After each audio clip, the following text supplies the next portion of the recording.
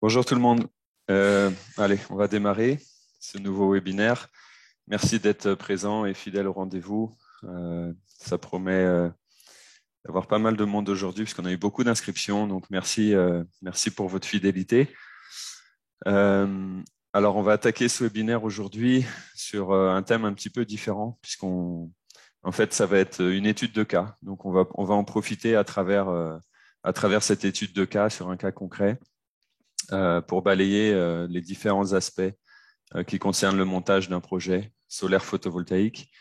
Donc, à commencer par l'enquête auprès du client et la définition du besoin, le dimensionnement, la présentation de l'offre et après tous les aspects pratiques liés à l'installation, au paramétrage. Et après, on va ouvrir un petit peu des discussions sur les différents choix qui peuvent s'ouvrir, les alternatives aussi, les variantes que vous pouvez proposer. Donc, l'idée, c'est de balayer un maximum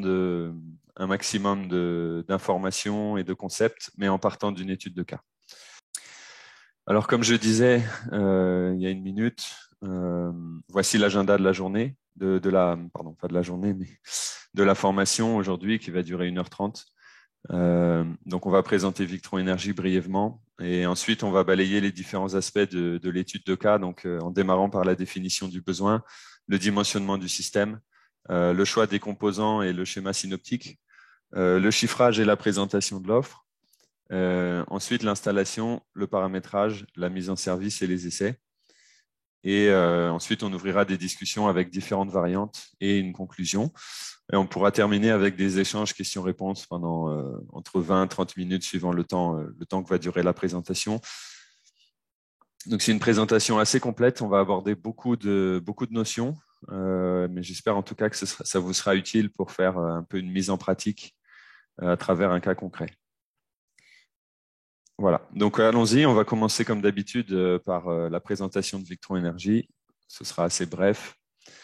Donc pour ceux qui ne nous connaissent pas, Victron Énergie, nous sommes une société néerlandaise qui a été fondée en 1975 et reconnue mondialement comme un fabricant de produits de qualité sur les systèmes d'énergie avec stockage. Donc, toutes nos solutions sont basées sur batterie. Nous ne proposons pas des solutions sans batterie, ce qu'on appelle les onduleurs photovoltaïques ou onduleurs d'injection ou onduleurs réseau. Ce n'est pas des produits qu'on propose, mais tout ce qui est basé sur des systèmes de stockage, que ce soit des batteries au lithium, batteries au plomb, batteries au nickel, cadmium, n'importe quel type de batterie.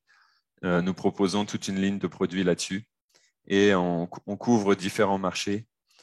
Voilà. Donc, nous sommes structurés en fait avec un siège et des différents départements de recherche et développement en Hollande et la production qui est réalisée en Asie, principalement en Inde.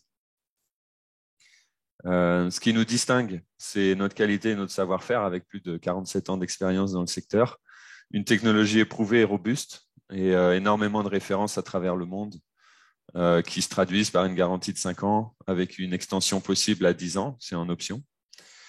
Et des produits qui sont adaptés aux conditions externes, puisque je le rappelle, à la base, la société Victron vient du secteur de la marine, donc c'est des convertisseurs embarqués dans des bateaux. C'est des conditions qui sont très difficiles avec beaucoup d'humidité, des environnements salins et évidemment des sites très isolés, parce que quand on est en mer pendant plusieurs jours ou plusieurs semaines, on n'a accès à rien. Donc en fait, c'est voilà, c'est ce qui a défini les conditions de fonctionnement de nos produits et c'est ce qui fait leur robustesse. Donc c'est très adapté aussi à l'Afrique, que ce soit aux conditions du Sahel avec énormément de poussière, énormément de chaleur, ou alors aux conditions tropicales où on a énormément d'humidité et aussi de la chaleur. Donc là-dessus, nos produits ont fait leur preuve et la robustesse est démontrée sur le terrain. Victron Énergie en Afrique, on est aussi très présent depuis déjà plus de 2 décennies avec un réseau de distributeurs agréés dans plus de 35 pays. Donc, ça veut dire concrètement que où que vous soyez sur le continent ou presque où que vous soyez, vous allez pouvoir trouver près de chez vous un distributeur Victron qui stocke des produits, qui les revend, qui peut vous faire des devis, qui peut aussi vous donner des conseils sur quel produit choisir, comment dimensionner votre système. Donc, tout ce qu'on fait là à travers les formations, nos distributeurs sont aussi capables de le faire et de vous assister. Et puis, ils peuvent aussi, bien sûr, vous apporter un support après-vente. Et ça, c'est très important à nos yeux. Donc, ils peuvent vous aider à réparer les produits, à identifier des défauts Et éventuellement, si besoin est, c'est très rare, mais ça peut arriver, de faire fonctionner la garantie. Donc, il vous remplace le matériel ou il vous assure le service de la garantie. Vous n'avez pas besoin de renvoyer les équipements en Europe. Et ça aussi, c'est très pratique puisque quand on achète un produit de qualité avec une garantie aussi longue, c'est intéressant de pouvoir la faire valoir directement dans le pays. Donc, nous, on vous encourage, vous, installateurs, professionnels du solaire, à directement acquérir nos produits chez nos distributeurs dans le pays où vous vous trouvez. Et le service sera optimal et voilà. On offre aussi des formations puisqu'on sait que c'est très important d'accompagner nos partenaires. Donc voilà, c'est l'objet aussi de ce webinaire aujourd'hui. Nos produits couvrent une très large gamme. Je ne vais pas rentrer dans les détails, je pense que vous connaissez et on va le voir aussi aujourd'hui. Mais l'idée, c'est à travers cette très large gamme, c'est que vous trouviez exactement chaussure à votre pied pour répondre à la demande de votre client.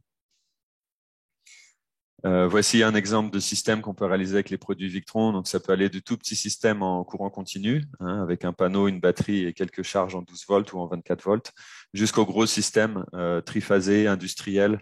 On va alimenter un mini réseau, on va alimenter un hôpital, on va alimenter une industrie.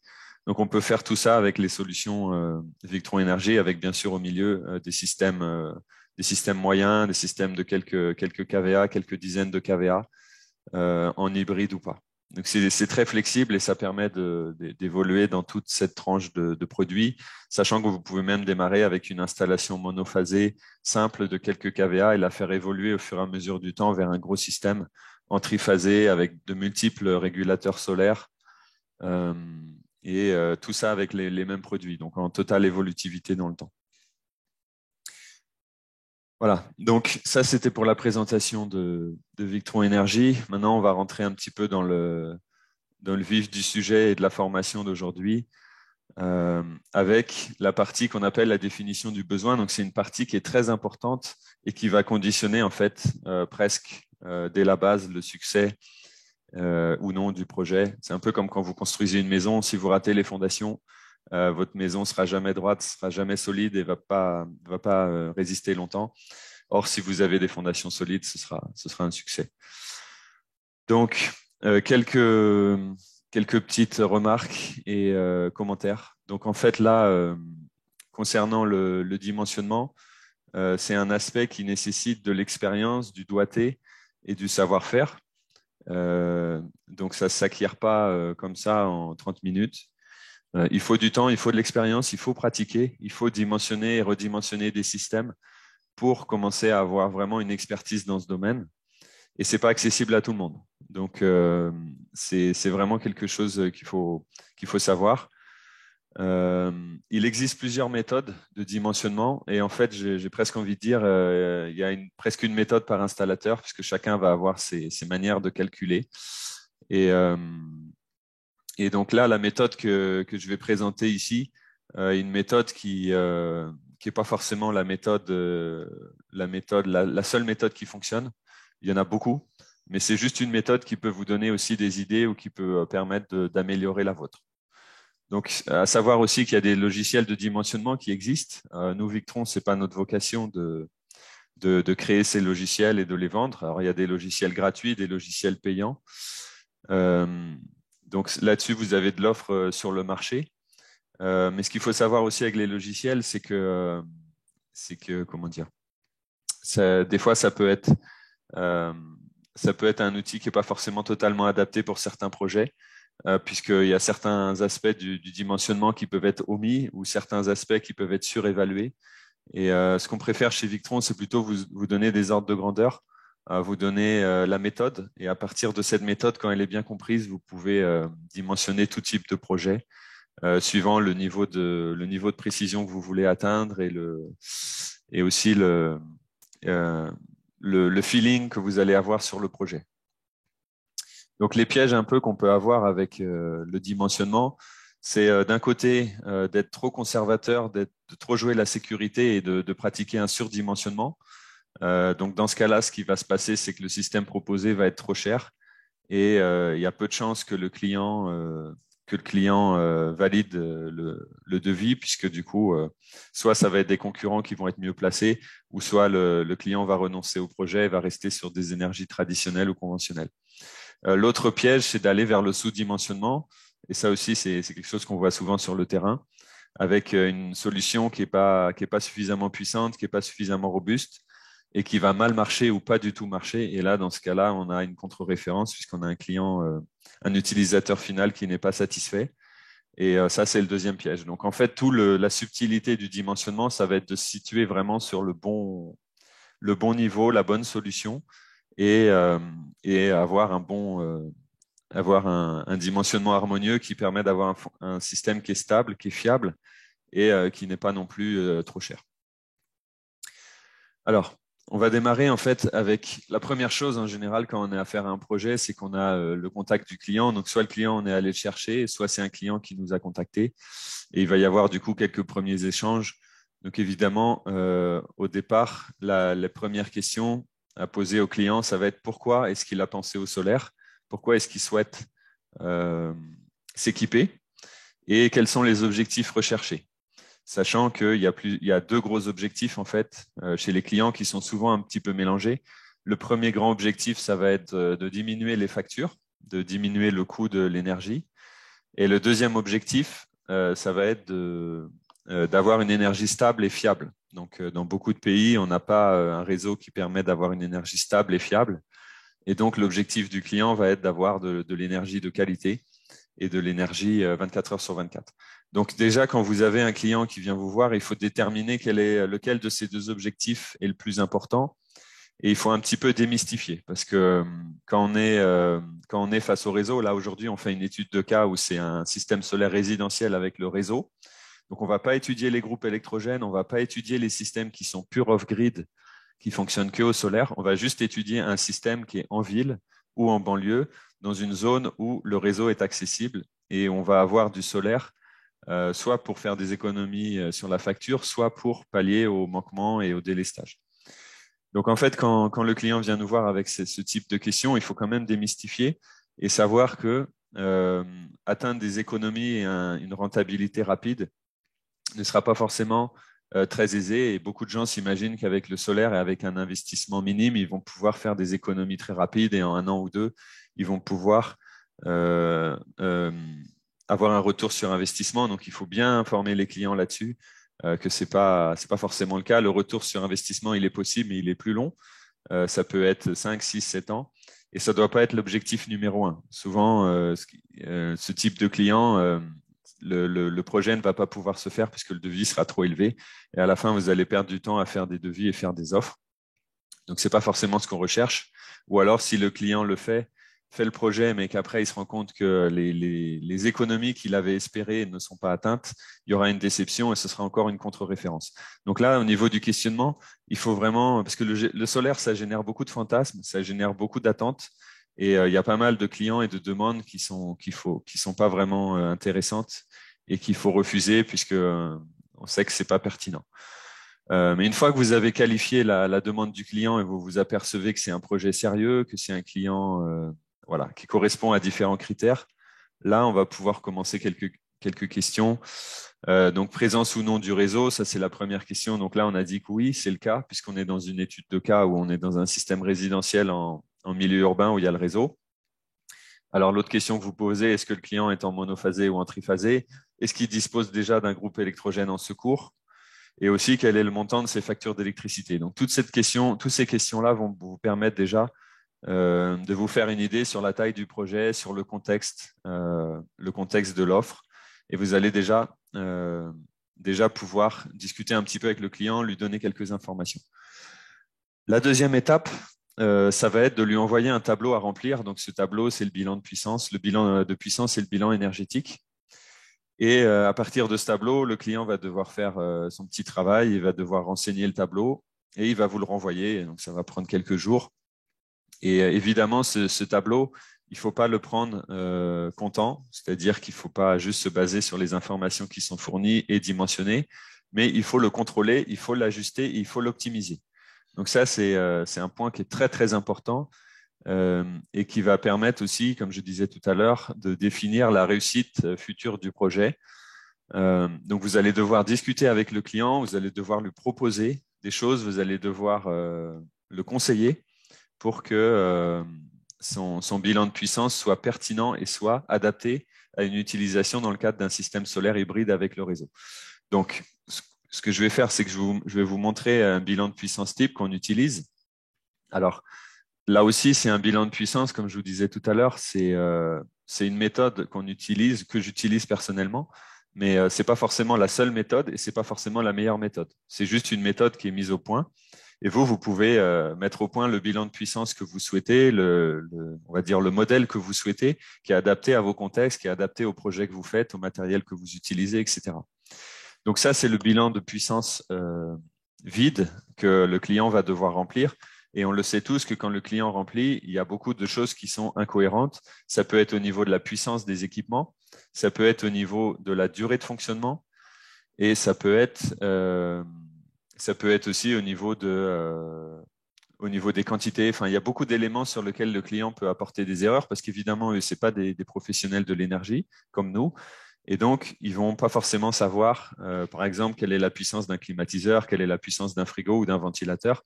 Donc, vous allez devoir repasser sur les informations du client et corriger, discuter avec lui et lui proposer aussi des économies d'énergie.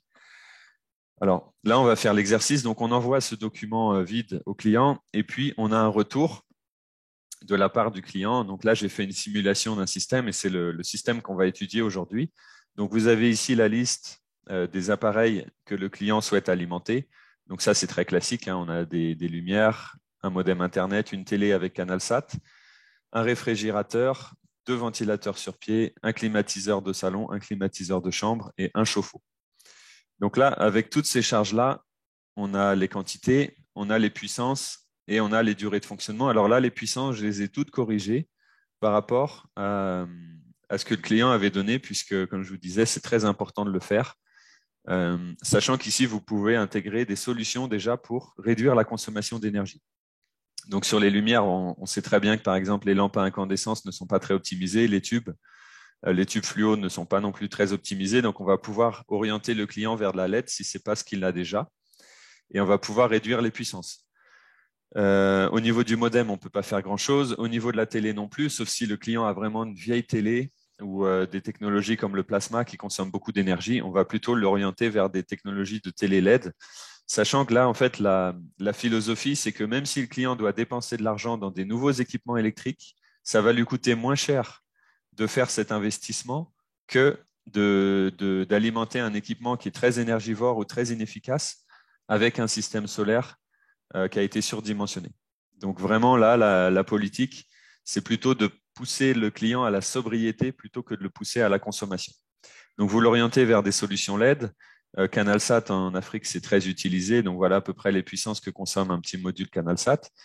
Réfrigérateur, donc là aussi, vous pouvez apporter beaucoup de conseils à vos clients sur les réfrigérateurs ou sur les congélateurs. Donc déjà, il y a les modèles à haute efficacité, A+, A++. Il y a aussi des nouveaux réfrigérateurs qui utilisent la technologie inverteur. Donc, ils sont très intéressants puisqu'ils vont avoir un démarrage en douceur. Donc, ça ne nécessite pas de surdimensionner le convertisseur et ça ne nécessite pas non plus. Ça ne fait pas de pic au démarrage. Donc, c'est aussi plus doux pour la mécanique du réfrigérateur et plus doux pour tout le système solaire en termes de batterie et de convertisseur. Donc là, on est sur un réfrigérateur classique qui fait 120 watts. Et là, on a un pic de puissance. Donc là, en fait, on a 2 colonnes. On a la colonne de puissance continue. Donc, c'est ce que va consommer l'appareil en régime établi, en régime continu. Et ça, c'est la puissance de pointe qu'on va avoir de manière transitoire au démarrage. Donc, par exemple, quand vous avez un frigo, vous avez une puissance au démarrage qui va être de l'ordre de 5 fois, la puissance du compresseur. Donc évidemment, ça va influer sur le dimensionnement du convertisseur, puisque le convertisseur va devoir être capable de donner cette puissance de pointe au démarrage. Donc ici, si on avait un réfrigérateur, par exemple, de technologie inverteur, s'il fait 120 watts, il n'y a pas de puissance de pointe, puisque l'inverteur qui est intégré dans le réfrigérateur, il va en fait lisser la pointe. Donc dans ce cas-là, on pourrait corriger la pointe à 120 watts, la même que la puissance continue. Ventilateur, donc c'est à peu près ça la puissance d'un ventilateur sur pied. Et en pointe, il y a une petite pointe au démarrage, mais c'est très minime. J'ai jamais vu personnellement un ventilateur qui a mis en surcharge un convertisseur. Et puis, ici, vous avez donc le climatiseur. Alors là aussi, les climatiseurs, c'est un gros sujet. Je pense que ça vaut le coup qu'on s'y attarde un peu.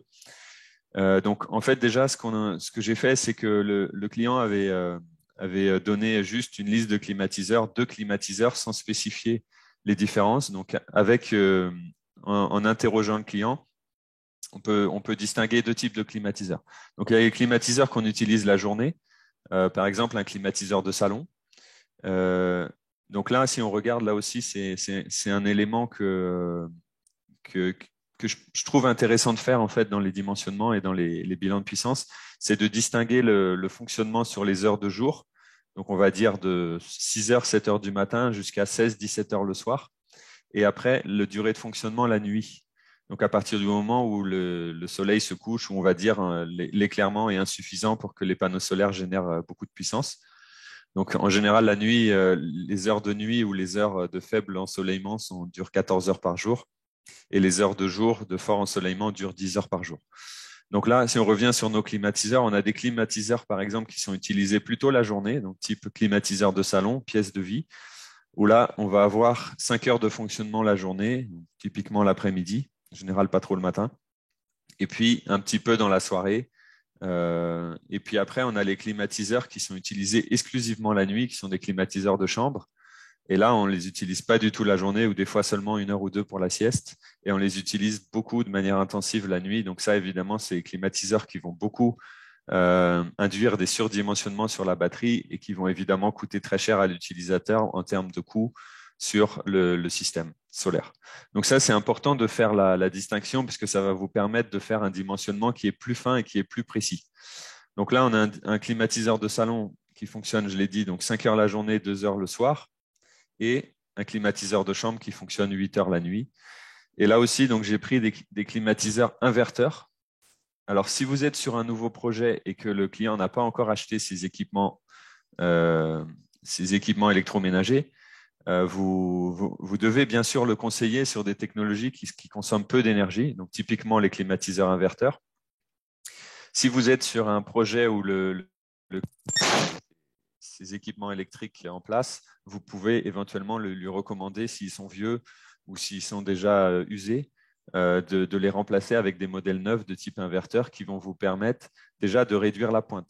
Donc là, on voit par exemple, c'est un modèle qui doit faire 9000 BTU et donc c'est à peu près 1000 watts en consommation maximale. Mais ce qu'il faut savoir, c'est que l'inverteur qui est intégré dans le climatiseur va réduire en fait la consommation du climatiseur exactement à la demande de froid qu'il y a dans la pièce. Donc si votre climatiseur fait 1000 watts de puissance maximale, ce qui va se passer, c'est qu'au moment où le client va alimenter le climatiseur, le climatiseur va fonctionner à pleine puissance. Et une fois que la pièce est refroidie et arrivée à la température de consigne, la puissance qui est consommée par le climatiseur va réduire. Donc c'est pour ça que j'ai intégré ici une puissance de 750 watts, puisque le climatiseur ne va pas tout le temps fonctionner à pleine capacité. Et une fois que la pièce est refroidie, la puissance consommée va être réduite. Alors là aussi, on ne peut pas exactement savoir ce qui va se passer, mais c'est notre expérience et notre expertise d'installateur qui va jouer ici et qui va nous permettre de dire à peu près, suivant la taille de la pièce et le modèle de climatiseur, combien de puissance continue le climatiseur va demander quand la pièce sera refroidie. Et c'est pareil pour le soir. Donc là, voilà l'origine de ces valeurs, 750 watts en régime établi et 1000 watts en pointe. Donc vous voyez que là, ce type de climatiseur est très intéressant puisque ça nous réduit la puissance de pointe et ça va réduire du coup le dimensionnement du convertisseur et donc ça va réduire le coût du système avec le même service. D'accord ? Et puis là aussi, on a un chauffe-eau. Donc là aussi, ce que j'ai proposé, c'est pas toujours faisable, mais souvent les résistances électriques des chauffe-eau sont très puissantes, consomment 2000-2500 watts, et c'est pas forcément utile d'avoir une telle puissance. Donc ce qui est possible de faire des fois sur certains chauffe-eau, c'est de faire un rétrofit, c'est-à-dire que vous allez changer la résistance et vous choisissez un modèle qui consomme moins, donc ça peut être un modèle de 1000 watts, 1500 watts. Vous n'aurez pas de problème, ça va être largement capable de chauffer toute l'eau nécessaire pour le client, mais au lieu de le faire en 1 heure par jour, ça va peut-être le faire en 2 heures par jour. Donc là, ça permet aussi de réduire la puissance qui est appelée sur le convertisseur. Donc là, j'ai mis 1500 watts. Et comme c'est une résistance, c'est purement résistif, il n'y a pas de moteur, il n'y a pas de puissance de pointe. Donc la puissance continue est égale à la puissance de pointe. Et on a une durée de fonctionnement de 2,6 heures par jour, ce qui nous fait une production totale de 4000 Wh. Alors ça aussi, il faut essayer de l'évaluer en fonction du nombre de gens qui habitent dans la maison et de l'utilisation de l'eau chaude. Évidemment, c'est très difficile à estimer, mais avec de l'expérience, vous allez pouvoir avoir un ordre d'idée de combien peut consommer un chauffe-eau. Et si vous vous apercevez que le client consomme énormément d'énergie pour l'eau chaude, vous allez pouvoir le conseiller avec des solutions qui permettent de réduire la consommation d'eau chaude. Par exemple, ne pas utiliser l'eau chaude à la cuisine, utiliser seulement l'eau froide permet déjà de réduire énormément la consommation d'eau chaude. Il y a d'autres astuces qui permettent de réduire la consommation d'eau chaude. Là aussi, une astuce que vous pouvez proposer aux clients pour limiter le dimensionnement des batteries, c'est de forcer le chauffe-eau à fonctionner uniquement sur les heures de jour et interdire le fonctionnement la nuit. Donc ça, comment vous pouvez le faire avec un programmateur horaire? Vous allez alimenter le chauffe-eau avec une horloge et l'autoriser à fonctionner que sur les heures de jour. Et je dirais même, en fait, de préférence sur les heures où on a un ensoleillement maximal. Donc, par exemple, de 11 heures du matin jusqu'à 14 heures ou 15 heures l'après-midi. Là, on est sûr qu'on a beaucoup d'énergie solaire. Et ainsi, on va forcer le chauffe-eau à fonctionner sur ces heures de jour et interdit de fonctionner la nuit. Donc, le chauffe-eau sera désalimenté la nuit. Il ne sera plus connecté aux 230 volts et donc, il ne pourra plus chauffer l'eau. Mais du moment qu'il y a une réserve suffisante au niveau du chauffe-eau, ça ne posera aucun problème. Et ça vous permet du coup de réduire la demande d'énergie la nuit et donc de réduire le dimensionnement des batteries. Donc vous voyez, avec toutes ces petites astuces, et on peut faire la même chose avec les fers à repasser, d'utiliser uniquement les fers à repasser la journée quand le solaire est présent et non pas la nuit. Et aussi la machine à laver. Même chose, uniquement utiliser la machine à laver la journée et même de préférence quand il fait beau. Donc voilà, ça c'est des conseils qui ne coûtent rien. Ou par exemple, un programmateur ici, ça va coûter peut-être maximum 7-8 000 francs CFA. Et vous allez pouvoir du coup avoir une répartition de la consommation entre le jour et la nuit qui est plus favorable au solaire que si vous aviez laissé l'utilisateur fonctionner comme il le faisait d'habitude.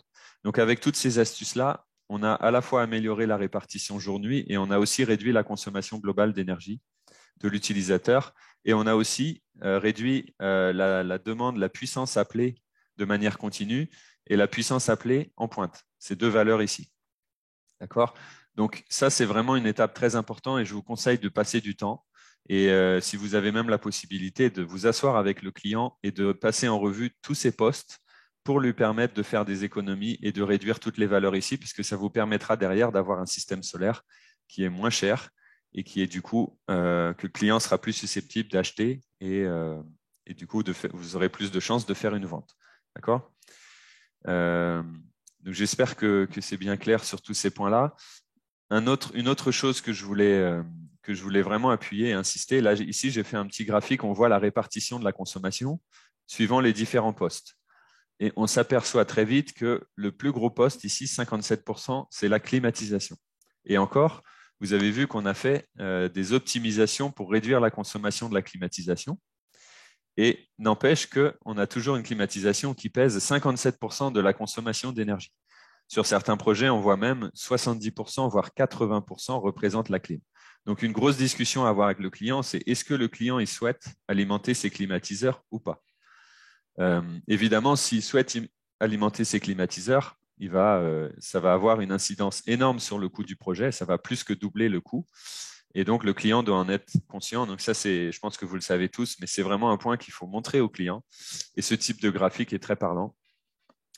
Peut-être une chose que je n'ai pas mentionnée sur la climatisation, mais là où aussi on peut avoir un levier, c'est évidemment d'avoir des pièces qui sont isolées ou à minima des pièces qui sont au moins étanches à l'air, c'est-à-dire ne pas avoir de trous dans les murs, ne pas avoir de fenêtres ou de portes qui laissent passer des courants d'air et qui vont laisser l'air chaud rentrer dans la pièce.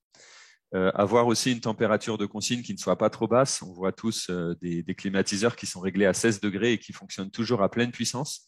ça n'apporte rien. Vous pouvez déjà énormément améliorer le confort dans la pièce juste en abaissant la température de quelques degrés. S'il fait 35 degrés dehors et que vous climatisez la pièce à 27 ou 28 degrés, le confort sera excellent, mais sans avoir une consommation d'énergie qui est démentielle. Il y a aussi, au niveau du bâtiment, il y a aussi des recommandations. Par exemple, quand vous avez des surfaces de vitres, des baies vitrées ou des fenêtres qui sont exposées au sud ou à l'ouest et qui vont prendre le soleil couchant et qui vont beaucoup apporter de rayonnement solaire avec le soleil couchant dans la pièce, vous allez avoir la pièce qui devient comme un four, c'est l'effet de serre. Et du coup, cette chaleur qui est apportée par le soleil, vous devez l'évacuer avec la clim. Donc, vous avez une climatisation qui va fonctionner à plein régime et qui va consommer énormément d'énergie pour climatiser une pièce qui est chauffée par le soleil. Donc, c'est vraiment un système qui n'a aucune valeur ajoutée. Donc, dans ces cas-là, ce qu'il faut conseiller aux clients, c'est d'utiliser des volets, d'utiliser des rideaux qui vont couper l'arrivée de l'ensoleillement ou même d'utiliser des casquettes, donc des systèmes à l'extérieur de la maison qui vont empêcher le soleil direct de taper sur les vitres et même de taper sur les murs. Parce que souvent, très très souvent, on va même dire 99% du temps, les bâtiments ne sont pas isolés. Donc en fait, le mur en parpaing, le mur en briques, il va emmagasiner la chaleur surtout l'après-midi, parce que le soleil il est assez rasant, donc les rayons sont à l'horizontale et il va y avoir un maximum de rayonnement solaire qui va être, et d'énergie et de calories qui va être emmagasiné dans les murs et après qui va être retransmis à l'intérieur de la pièce. Donc il y aura un confort qui sera catastrophique, confort thermique catastrophique et la climatisation qui va consommer énormément de kilowattheures. Donc là, vous pouvez conseiller aux clients soit d'isoler ces murs, soit de mettre une barrière qui va empêcher au rayonnement solaire de taper le mur ou de taper la fenêtre. Donc, ça peut être des arbres, ça peut être aussi un habillage qu'on va mettre sur le bâtiment, donc un habillage en tôle, une seconde peau, ou ça peut être un bardage en bois. Il y a plein d'astuces, ça peut aussi être esthétique, mais ça va permettre en fait d'améliorer le confort thermique du bâtiment en réduisant énormément la consommation d'énergie des clims. Donc ça, c'est des choses que quasiment aucun installateur ne va conseiller, mais si vous le faites, vous allez pouvoir à moindre frais proposer un système solaire qui sera confortable et qui sera on va dire, le bâtiment du client sera agréable à vivre, il sera bien climatisé, bien tempéré et sans avoir une consommation d'énergie qui soit démentielle. D'accord ? Donc voilà, j'espère que c'est bien clair pour tous. J'ai passé du temps sur ce point-là, mais parce que c'est un point qui est vraiment critique dans le cas d'un dimensionnement de système solaire. D'accord ? Donc on va revenir sur la présentation. Pardon.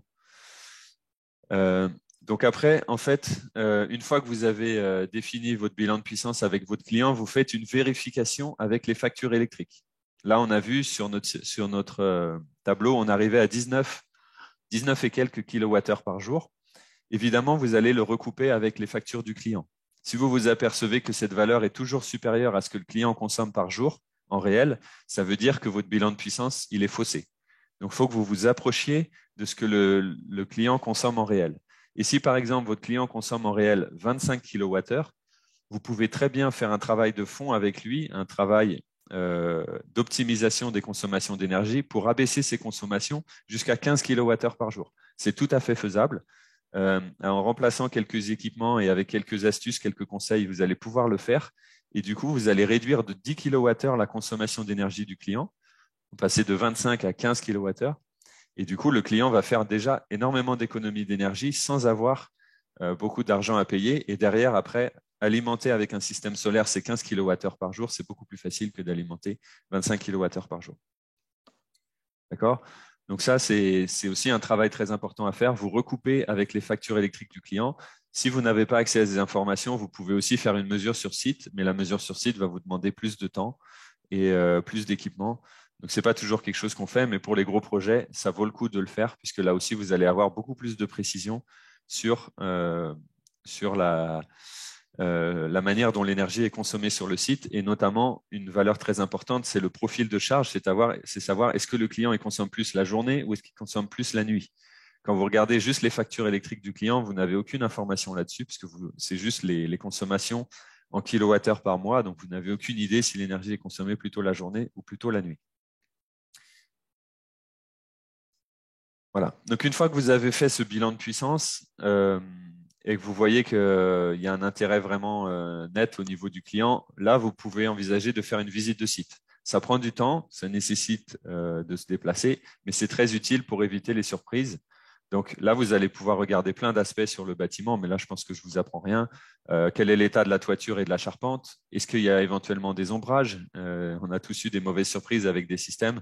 On s'aperçoit qu'il y a des ombrages qui défavorisent complètement la production solaire. Quel est l'état du tableau général basse tension et la distribution, hein, puisqu'on va venir alimenter ce tableau. Donc évidemment, il faut quand même avoir une idée d'à quoi ça ressemble. Et si évidemment ce tableau ou cette distribution n'est pas du tout aux normes, il va falloir en informer le client parce que sinon ça risque de nous retomber sur les épaules. Quels sont l'état général des appareils consommateurs? Donc là aussi, c'est très intéressant. Même si vous avez fait le bilan de puissance avec le client, peut-être qu'en allant chez lui et en faisant le tour des pièces et des appareils consommateurs, vous allez voir des appareils qui n'étaient pas, auxquels le client n'avait pas pensé, qu'il avait oublié et qu'il faut intégrer dans le bilan de puissance. Vous pouvez aussi peut-être vous apercevoir que certains équipements sont en très mauvais état. Je pense notamment à des climatiseurs ou à des frigos, des congélateurs qui ne sont pas du tout entretenus, qui sont vieux, qui fonctionnent 24 heures sur 24, donc qui consomment énormément d'énergie. Et ça, ce type d'équipement, c'est des trous à énergie. Donc, il faut s'en séparer, il faut remplacer par des équipements qui sont beaucoup plus sobres en énergie et qui vont permettre de bien faire fonctionner le système solaire. Voilà, donc il y a plein d'astuces là, et plein de choses que vous pouvez faire et des conseils que vous pouvez apporter à votre client pour qu'il fasse des économies d'énergie. Alors, voici la liste des résultats que vous devez obtenir sur toute cette phase de définition du besoin pour ensuite passer à la phase de dimensionnement qu'on va attaquer dans une minute. Donc ici, on va reprendre les valeurs qu'on a collectées sur notre étude de cas. Donc, on a une consommation d'énergie quotidienne qui est de 19,6 kWh.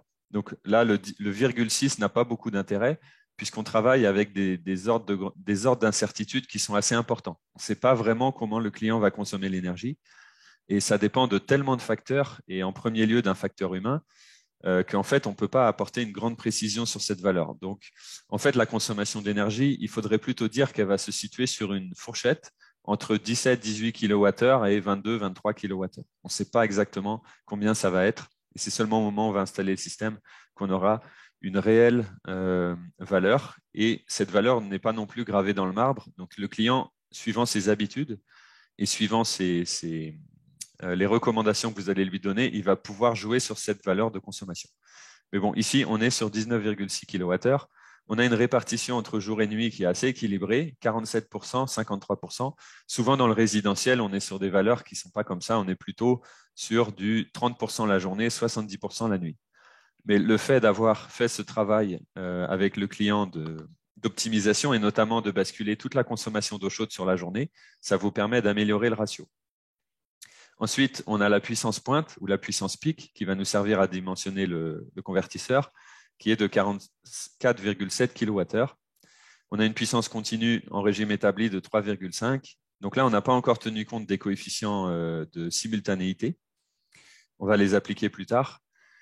Et aussi, avec la visite de site, on sait si le client est en monophasé ou en triphasé, quelle est sa puissance souscrite sur le réseau. Est-ce qu'il a un abonnement de 15 ampères, 20, 25 ampères, 30 ampères, 60 ampères et quel type de compteur il utilise. Il y a différents types de compteurs. Il y a les compteurs prépayés, des compteurs à disque, des compteurs électroniques. Ça aussi, ça peut avoir une importance pour dimensionner certaines solutions. On va en discuter plus loin.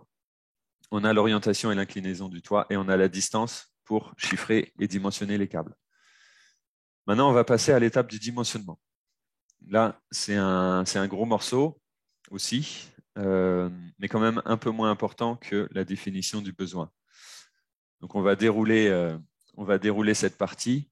Alors, la première chose, en fait, qui va influer sur le dimensionnement, c'est le type de système que vous allez mettre en place et le rendement de différents organes de ce système. Donc, en fait, ce qu'on va faire, c'est que là, on va calculer le rendement global du système, ou ce qu'on appelle le ratio de performance. Suivant, là encore, on va utiliser deux types de rendement, le rendement de jour et le rendement de nuit.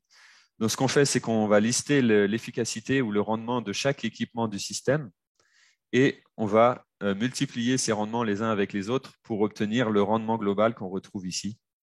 Et on a deux configurations. On a la configuration de jour où en fait, on va avoir les panneaux solaires qui produisent leur énergie qui est directement transformée dans le MPPT et qui est directement consommée par le convertisseur pour alimenter les appareils consommateurs ici. Ça ne passe pas par la batterie puisque l'électricité va au plus court. Donc ici, vous avez un équipement qui demande de l'électricité. Ici, vous avez un générateur. Et entre les deux, vous avez juste des équipements qui vont faire de la transformation. Là, on va avoir un convertisseur DC-DC. Donc ici, on aura DC peut-être 100 volts. On va passer sur du DC 50 volts ou 48 volts. Et après, on a un convertisseur DC-AC qui va transformer ce DC 48 volts en AC 230 volts. Mais ça passe en aucun cas par la batterie. Je vois encore pas mal de personnes qui pensent que l'énergie passe par la batterie la journée. C'est faux. Donc ici, quand on fait le calcul de rendement, le rendement de la batterie n'intervient pas la journée. Donc vous avez le rendement des panneaux solaires, 80%, le rendement du régulateur de charge, 97%, le rendement du convertisseur, 93%, les câbles, 98%. Si vous multipliez tout ça, ces quatre facteurs, vous avez un rendement global du système la journée qui est de 71%. C'est un rendement qui est tout à fait bon. C'est le rendement que vous avez entre le rayonnement solaire et l'énergie électrique qui est délivrée au niveau de l'utilisateur. Donc, vous avez 29% de perte, c'est tout à fait honorable. Il faut savoir, là j'ai mis une remarque là-dessus, il faut savoir qu'il y a beaucoup d'équipements sur le marché qui n'ont pas des rendements aussi élevés. On voit souvent des convertisseurs qui ont des rendements de 80-85%, des régulateurs de charge aussi qui ont des rendements moyens de 90-92%, des panneaux solaires aussi de mauvaise qualité qui ont des très mauvais rendements. Et à la fin, ça vous donne beaucoup moins d'énergie disponible pour l'utilisateur. Ensuite, quand on est en cycle de nuit, là, c'est différent. Ce qui s'est passé, c'est que la journée, on a un excédent de production solaire qui est converti par le MPPT et qui va aller charger la batterie. D'accord ? Donc, la journée, le courant va se diviser en deux circuits. Il y a un circuit qui va aller directement à la charge et le restant, le surplus, va aller dans la batterie. Et ce surplus va être stocké dans la batterie. Donc là, il y a une perte puisqu'il y a une conversion électrochimique. Et ensuite, le soir, on repasse d'une conversion électrochimique dans le convertisseur et on alimente les charges. Donc là, on va appliquer le rendement de la batterie. Donc sur une batterie au plomb, on est de l'ordre de 80% de rendement, 20% de perte. Donc ce n'est pas négligeable du tout. Évidemment, ça fait chuter le rendement global du système la nuit. D'accord ? Là, je vous ai remis quelques courbes de fonctionnement. C'est nos multiplus, nos convertisseurs multiplus 2. Vous voyez ici la courbe de rendement. Donc, la courbe de rendement n'est pas linéaire suivant la charge. Ça, c'est un convertisseur multiplus 2 de 3 kVA. Mais vous voyez quand même en pointe, on atteint des rendements qui sont de l'ordre de supérieur à 95%. C'est des très bons rendements. Là, ici, donc, ce convertisseur, on va dire entre 200 watts et presque jusqu'à, on va dire, 1500, 1200 watts. On va avoir un rendement qui est supérieur à 93%. Donc, c'est un excellent rendement. Et c'est aussi ça que vous achetez quand vous achetez un équipement Victron, c'est que vous achetez une excellente efficacité qui va vous permettre, avec les mêmes panneaux solaires et les mêmes batteries, de fournir beaucoup plus d'énergie aux clients que si vous aviez un équipement avec un rendement qui est mauvais. Donc, ce qu'on va faire, c'est qu'on va calculer la puissance du champ solaire qui est nécessaire pour couvrir ce besoin. Donc, de quelles données on a besoin? Les données d'entrée, ça va être l'irradiance. Donc ça, vous retrouvez sur différents sites, vous allez retrouver des informations ou sur des cartes. Et là, vous allez devoir tenir compte de l'inclinaison de votre champ et de l'orientation. D'accord ?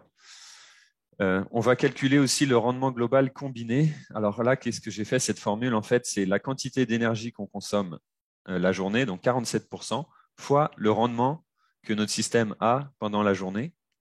Et j'ajoute à ça la quantité d'énergie, donc 53%, que je consomme la nuit, par le rendement de mon système la nuit, 57%.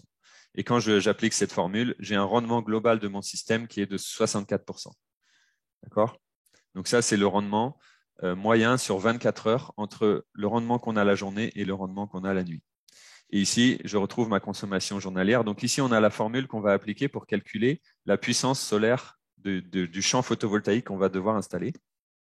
Et quand on applique cette formule, on retrouve une puissance de champ solaire de 6125 watts-crête. Alors là, ici, on va devoir essayer de s'approcher de cette valeur. Donc, par exemple, si on utilise 18 panneaux de 360 watts-crête, admettons que c'est les panneaux que j'ai à ma disposition. À ce moment-là, je vais en mettre 18 pour trouver une valeur qui s'approche, et la valeur, en l'occurrence, 6480. Je pourrais aussi décider d'utiliser 16 panneaux. Donc, si j'utilise 16 panneaux de 360 watts crête, je vais avoir une puissance de 5760 watts. Donc, c'est inférieur à la puissance qu'on a calculée ici au niveau du dimensionnement, mais je dois faire un choix. Donc là aussi, le dimensionnement, c'est encore, comme je disais, ce n'est pas une science exacte.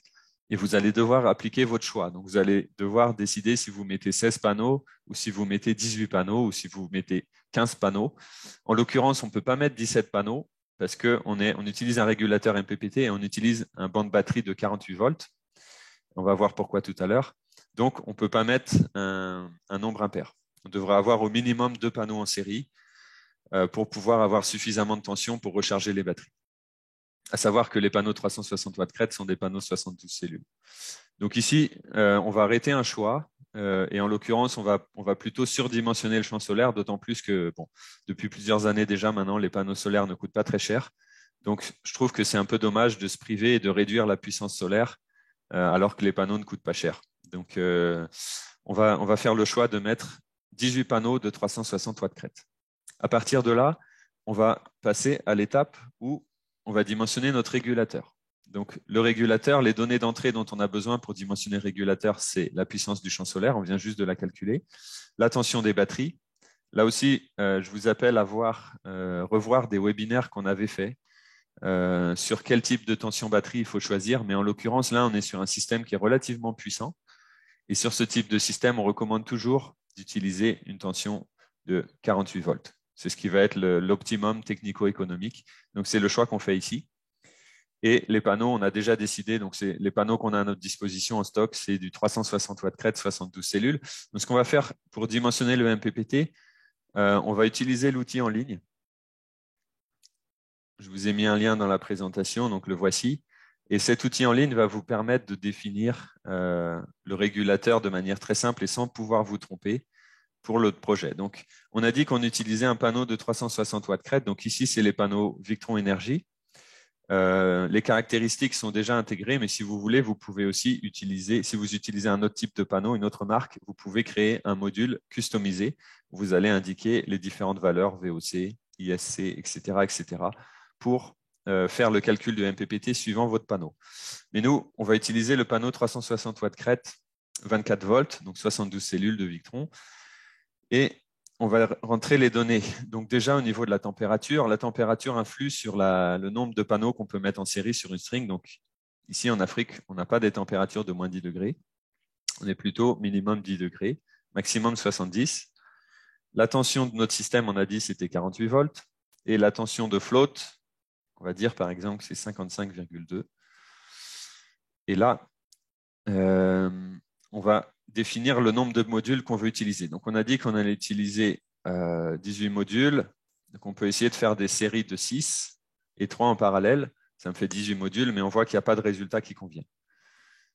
On peut utiliser 5 x 3, mais ça fait 15 panneaux. Dans ce cas-là, on a un régulateur qui convient, mais nous, on veut en mettre 18, donc ça ne convient pas. Donc, la seule formule qu'on va pouvoir utiliser, c'est de mettre 3 panneaux en série, 6 en parallèle.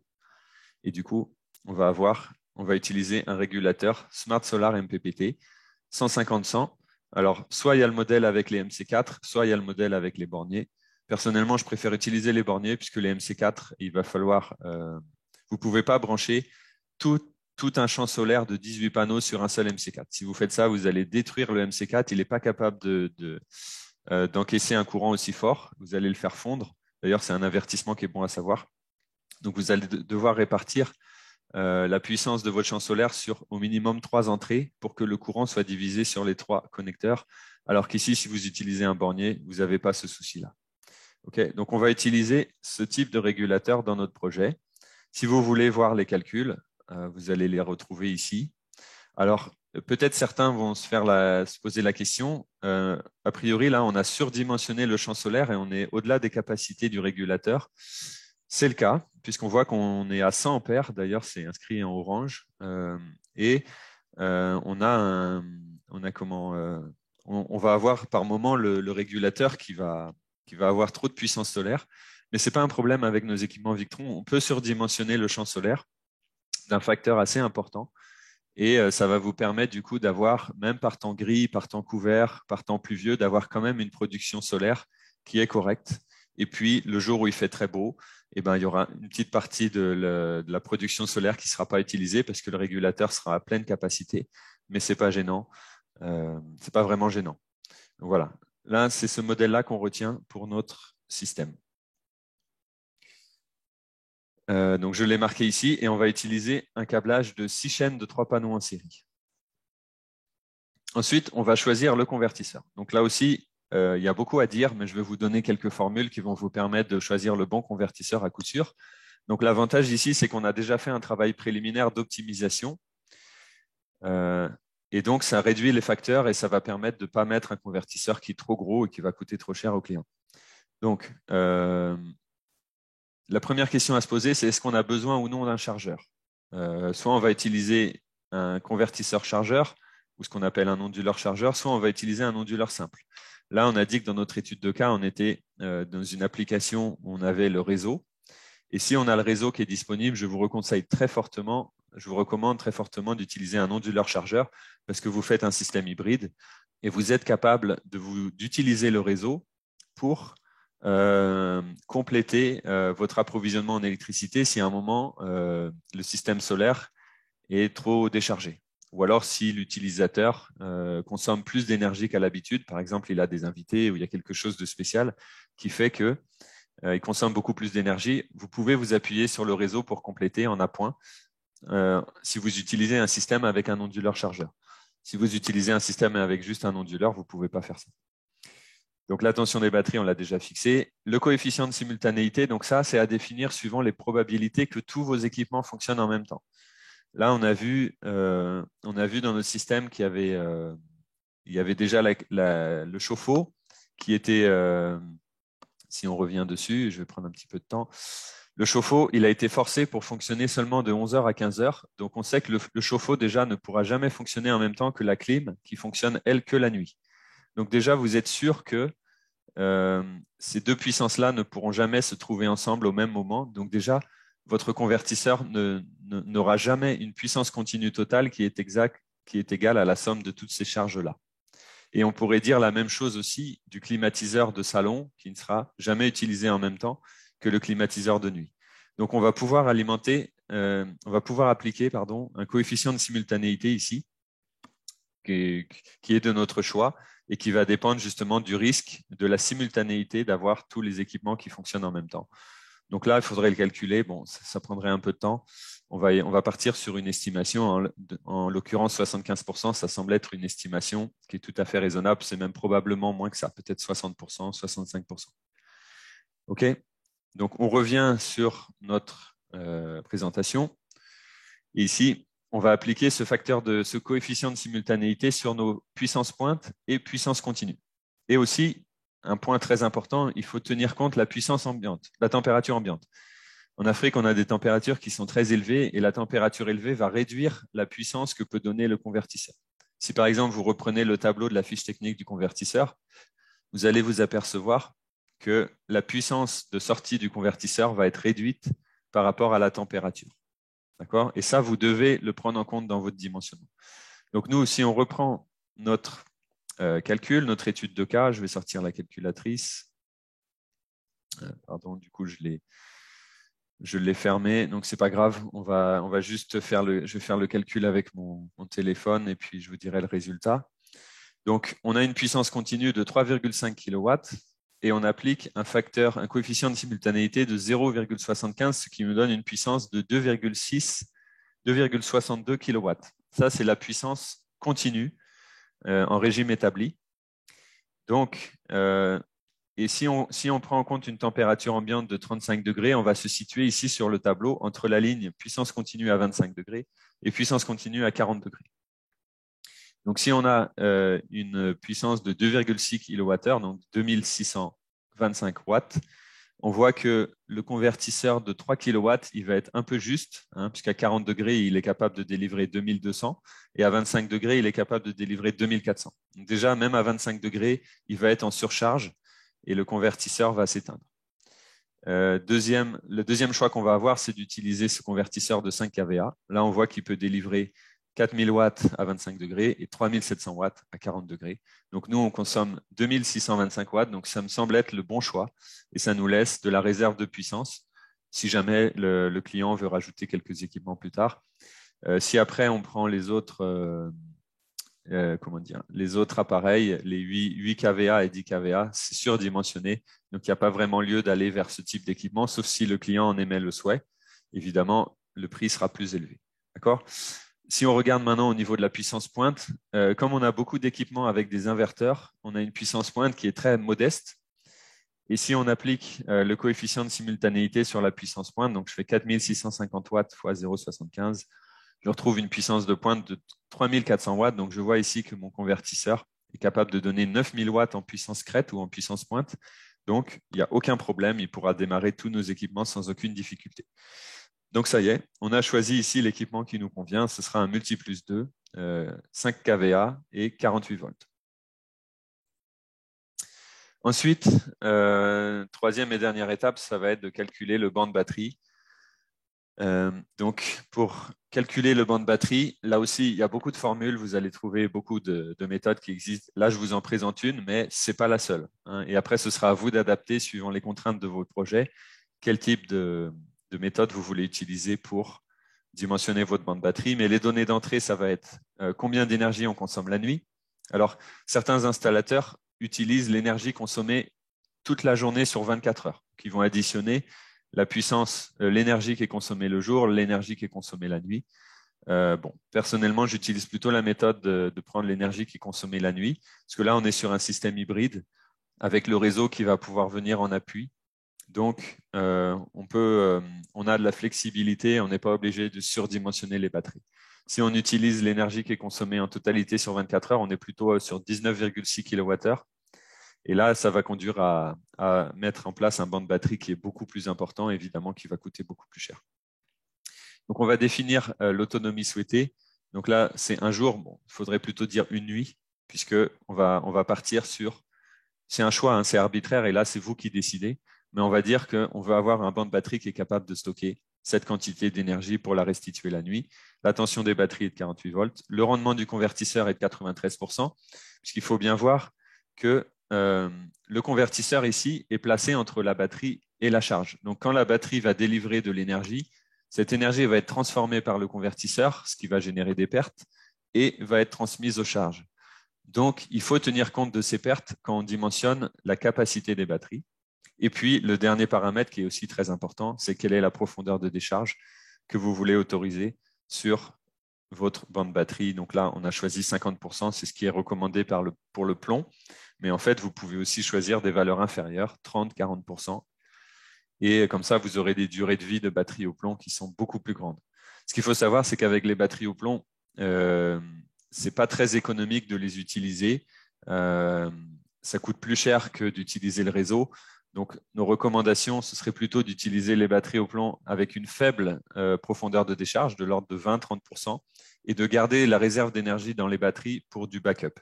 C'est-à-dire que si au début de la nuit, vous allez décharger vos batteries en partie jusqu'à un état de charge de 70%, par exemple, et une fois que les batteries sont déchargées, ça va être le réseau qui va venir compléter, qui va venir alimenter les équipements. Et vous gardez la quantité d'énergie qui reste dans les batteries en réserve en cas de délestage du réseau. D'accord ? Mais ça, c'est juste une recommandation et c'est vous qui faites vos choix. Donc, les résultats quand on applique les formules, donc ça, c'est si vous voulez retrouver la capacité en kilowattheure, ça c'est plutôt pour des batteries lithium, vous utilisez cette formule. Si vous voulez trouver une capacité en ampère-heure, vous utilisez la formule ici. Et là, on retrouve ici un résultat de 461 ampères-heure en 48 volts si on veut pouvoir restituer 10,3 kWh la nuit avec une profondeur de décharge à la fin de la nuit qui sera de 50%.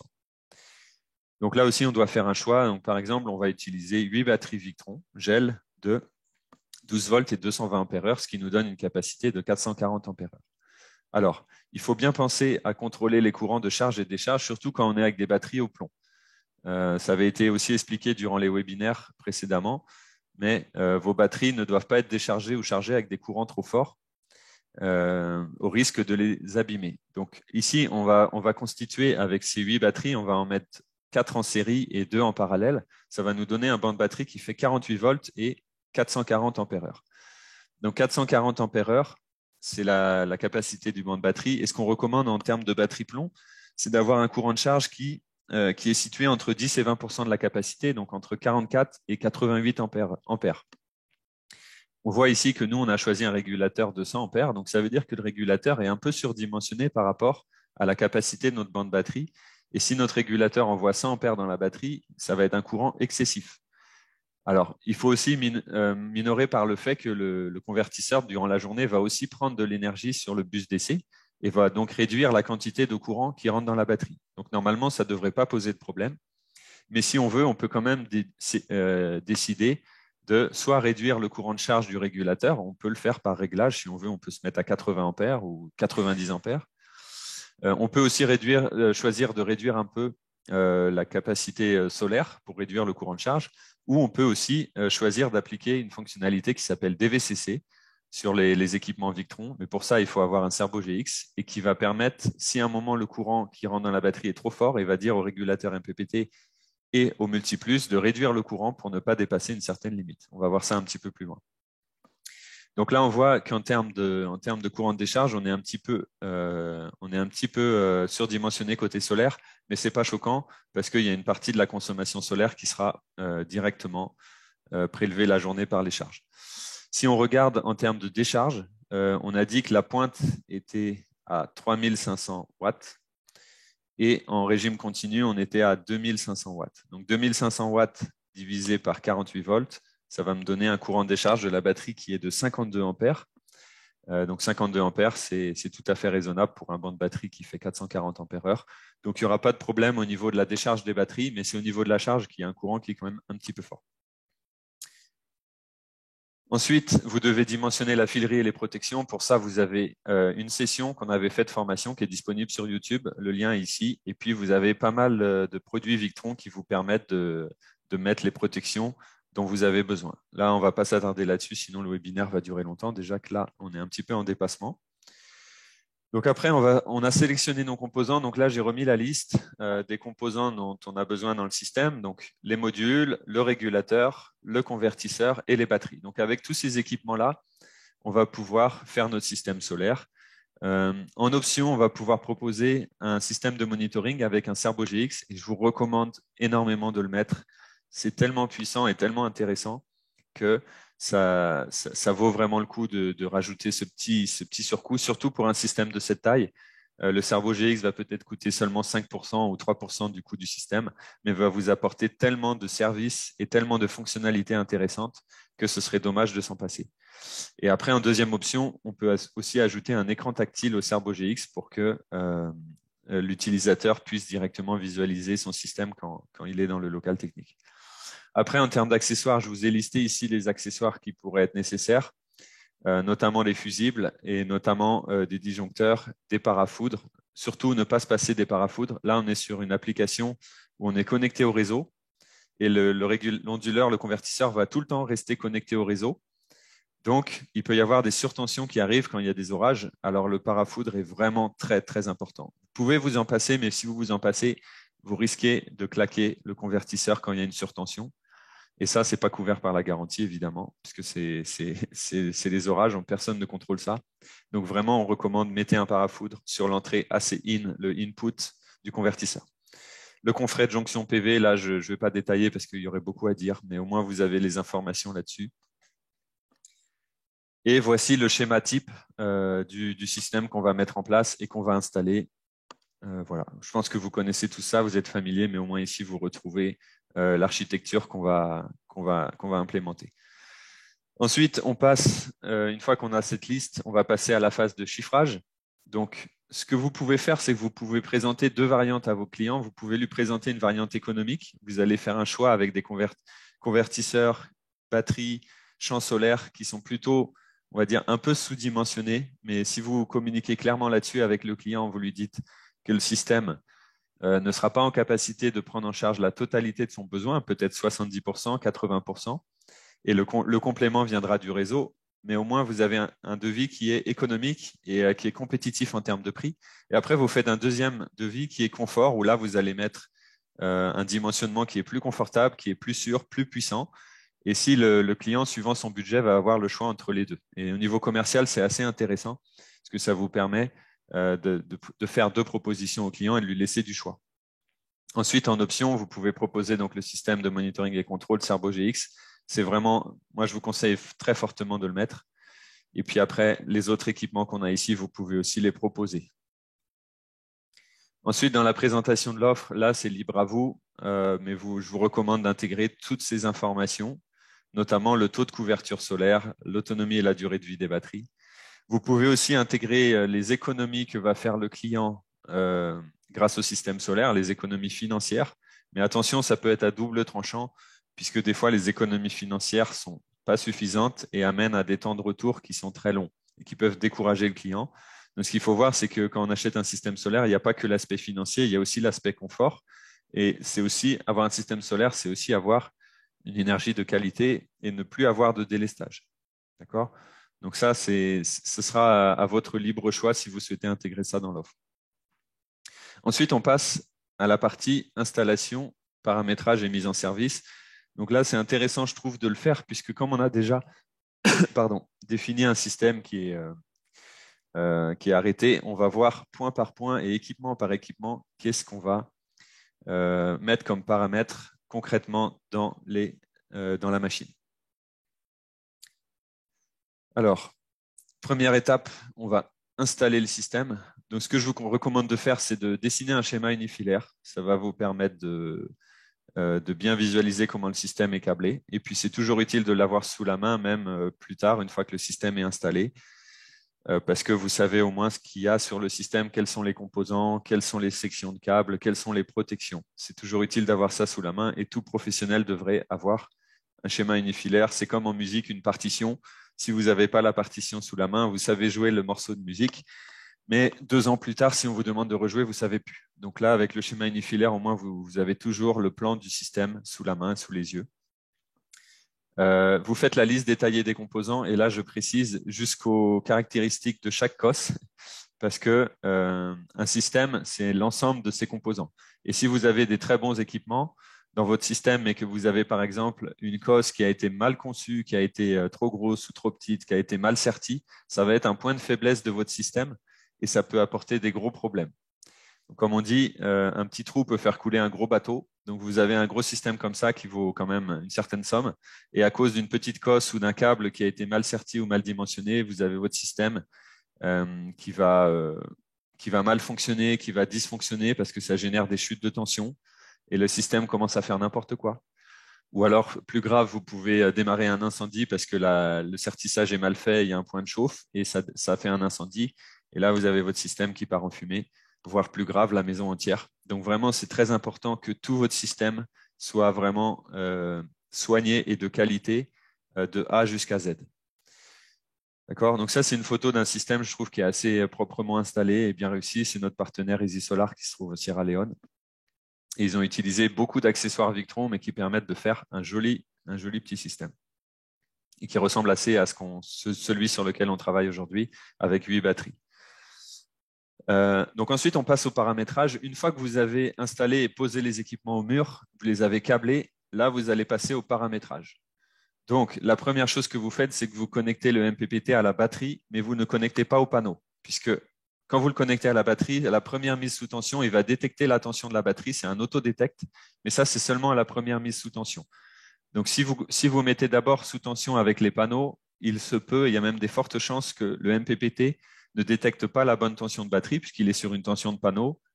Et du coup, si vous vous trouvez avec le mauvais réglage de tension batterie, soit il y a 2 possibilités, soit le MPPT ne va pas du tout démarrer et va mettre un signal d'alarme, soit le MPPT va démarrer et il va amener vos batteries en surcharge. Par exemple, si vous avez un système qui est en 24 volts et que vos batteries, le MPPT a cru que vos batteries étaient en 48 volts, il va tâcher de les amener jusqu'à 48 volts et donc il va les surcharger. Et si vous ne vous en rendez pas compte et que vous laissez ça pendant quelques jours, eh ben, vous allez détruire vos batteries. Donc faites très attention à ça. Ensuite, ici, on peut régler le courant de charge max. Ici, c'est 100 ampères. Comme je disais tout à l'heure, si on veut, on peut choisir, c'est un réglage qu'on peut faire. On peut choisir de le régler à 90 ampères ou 80 ampères pour limiter le courant de charge dans la batterie si on souhaite. Et puis après, on va régler, ce qui est très important, c'est de régler les tensions d'absorption et flotte, parce que suivant le type de batterie que vous utilisez, ce ne sera pas les mêmes. Et aussi la tension d'égalisation si vous utilisez des batteries ouvertes, à plomb ouvert. Donc ça, c'est des réglages qu'il faut absolument faire. Si vous ne les faites pas, vous n'allez pas charger de manière optimale vos batteries et vous allez réduire fortement la durée de vie. Donc, ce n'est pas du tout ce qu'on souhaite. Donc ça doit être un automatisme. Et là aussi, vous avez une compensation de température. Donc, vérifiez que la compensation de température est bonne. Donc là, ici, par défaut, le régulateur, il est réglé sur la position 2. Gel Victron à décharge profonde. Et ce sont les bons réglages avec l'égalisation qui est désactivée. Donc, ce sont les bons réglages pour nos batteries. Donc là, tout est bon. Si vous voulez, vous pouvez aussi personnaliser vos réglages en choisissant, là, vous allez dans préconfiguration batterie, vous avez un menu déroulant et vous mettez personnaliser et vous allez pouvoir vous-même régler vos tensions. Donc ça, c'est utile des fois sur certains types de batteries qui ont des tensions un peu spéciales ou sur du lithium, par exemple. D'accord? Ensuite, ça c'est fait. On a réglé le MPPT. Maintenant, on va régler le convertisseur. Et là, il y a beaucoup de réglages à faire. Alors, on est dans une étude de cas où on utilise un convertisseur qui est connecté au réseau, mais on va le paramétrer en priorité solaire. C'est-à-dire que le système va volontairement s'isoler du réseau tant qu'il y a suffisamment d'énergie solaire et que nos batteries sont suffisamment pleines. Et c'est seulement dans certains cas, souvent la nuit, mais ça peut être la journée s'il n'y a vraiment pas du tout de soleil, le convertisseur va temporairement se connecter au réseau pour alimenter les charges et accessoirement recharger les batteries, mais nous, on ne va pas le faire ici dans notre étude de cas parce qu'on ne veut pas que le réseau recharge les batteries.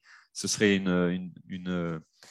déjà user nos batteries et puis ce serait une consommation inutile sur le réseau alors que le solaire peut recharger nos batteries gratuitement.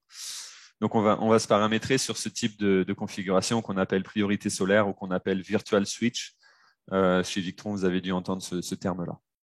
D'accord? Donc, vous vous connectez sur le convertisseur avec Victron Connect. Vous pouvez aussi le faire avec VE Configure. Et le code que vous allez utiliser sur Victron Connect, quand vous allez dans les réglages, il y a une petite roue dentée. Là, elle n'est pas visible, hein, mais quand vous rentrez dans les réglages, vous devez mettre un code qui est 3 fois Z en minuscule. La première chose que vous allez régler, vous allez dans l'onglet Général et vous mettez la limite de courant CA. Donc ça, c'est réglé par défaut à 50 ampères sur le Multiplus 2 5 kVA. Mais on a dit que le client avait un disjoncteur abonné de 20 ampères. Donc, si on ne veut pas que le Multiplus fasse sauter le disjoncteur parce qu'il tire trop de courant, on va régler ici la limite de courant d'entrée à 19 ampères, par exemple, ou 18 ampères. Et ça, c'est un réglage important à faire. On s'aperçoit des fois que ce n'est pas tout le temps fait et ça peut conduire à ce que le disjoncteur saute de manière intempestive. D'accord ? Donc, ce qui va se passer, c'est que si votre utilisateur, à un moment ou à un autre, on ne sait pas, mais il vient brancher, le convertisseur fonctionne à pleine puissance, il vient brancher un sèche-cheveux ou quelque chose, une bouilloire, quelque chose qui consomme beaucoup d'énergie. Si vous dépassez 20 ampères, à ce moment-là, ce que va faire le convertisseur, c'est qu'il va utiliser le réseau quand même, mais il va fournir un complément avec la batterie pour ne jamais dépasser la valeur de courant limite que vous avez paramétrée ici. Donc, en l'occurrence, nous, on a mis 19 ampères. Donc, ça fait ce qu'on appelle un power assist. Et du coup, ça évite de faire sauter le disjoncteur. Donc, c'est très pratique pour le client. Ensuite, deuxième réglage que vous allez faire, vous allez aller dans l'onglet onduleur et vous allez réduire la tension basse de coupure CC, puisque cette tension-là est par défaut réglée à un seuil minimum, 37,2 volts, et c'est beaucoup trop bas. Si on laisse ça, ça risque d'avoir le convertisseur qui décharge les batteries si jamais le réseau n'est pas disponible. Le convertisseur va aller décharger les batteries jusqu'à 37 volts, donc c'est une décharge totale. Et si ça arrive souvent, eh ben, ça va tuer les batteries. Donc, je vous recommande de relever la tension. 46 volts, dans notre exemple, c'est une bonne valeur. Par exemple, 45, 46 volts. On voit que la batterie, on avait calculé tout à l'heure que la batterie en décharge allait au maximum allait fournir 50 ampères et plus probablement va fonctionner autour de 20-30 ampères. Donc, sur un banc de batterie de 440 ampères-heure, c'est un courant de décharge qui est bon et qui n'est pas trop élevé. Donc, la tension des batteries devrait chuter de manière linéaire, on va dire. D'accord ? Ensuite, un autre réglage que vous allez faire, vous allez aller dans l'onglet chargeur et là, si vous voulez, vous allez pouvoir désactiver le chargeur. On a dit tout à l'heure, quand on est sur des applications en priorité solaire, quand on fait rentrer le réseau sur l'installation, donc on va prendre le réseau et puis le réseau va aller alimenter les charges, on ne veut pas que notre multiplus vienne charger les batteries puisque ce serait en gros utiliser du courant qu'on paye pour recharger des batteries et les décharger après, donc c'est un non-sens. Donc, si vous voulez, vous pouvez désactiver le chargeur DC ou une autre option, vous pouvez limiter le courant de charge. Donc, ça, c'est le courant de charge en DC. Hein. C'est le courant qui va sortir du chargeur et qui va aller dans la batterie. Par défaut, il est à 52 ampères, mais nous, ce qu'on va faire, c'est qu'on va le régler à 1 ampère. Comme ça, le chargeur va charger les batteries tout doucement. Et en gros, ce n'est pas réellement en fait, le réseau qui recharge les batteries, mais ce sera le MPPT qui le fera le lendemain quand le soleil va se lever. Et après aussi, il faut régler les tensions d'absorption et flotte. Ça, c'est très important par rapport au type de batterie que vous utilisez. Donc là, il se trouve que les réglages, les bons sont ceux-là, c'est les mêmes que ceux qu'on a mis dans le MPPT. Ensuite, vous allez aller dans contrôle d'entrée CA. Donc, c'est le contrôle conditionnel de l'entrée CA. Donc, en fait, c'est la manière dont le multiplus va se connecter ou se déconnecter du réseau. Donc, la première chose que vous allez faire, vous allez activer ce contrôle conditionnel en cliquant sur ce bouton. Par défaut, il n'est pas activé. Et ensuite, vous allez pouvoir définir des conditions pour prendre ou ne pas prendre le réseau. Donc, ce que je vous conseille de faire, c'est d'utiliser une condition de puissance, où là, en l'occurrence, si la puissance en sortie du convertisseur dépasse 4000 watts, on reprend notre exemple de tout à l'heure où le système fonctionne à pleine charge et quelqu'un vient brancher une bouilloire, par exemple, le convertisseur va être en overload. Alors, il va être capable de fournir cette puissance pendant quelques minutes. Mais si pendant plus de 30 secondes, on consomme plus de 4000 watts, à ce moment-là, le système va se connecter au réseau et le réseau va venir aider notre système solaire avec cette puissance. Donc, comme ça, on n'a aucun risque que notre convertisseur se mette en overload.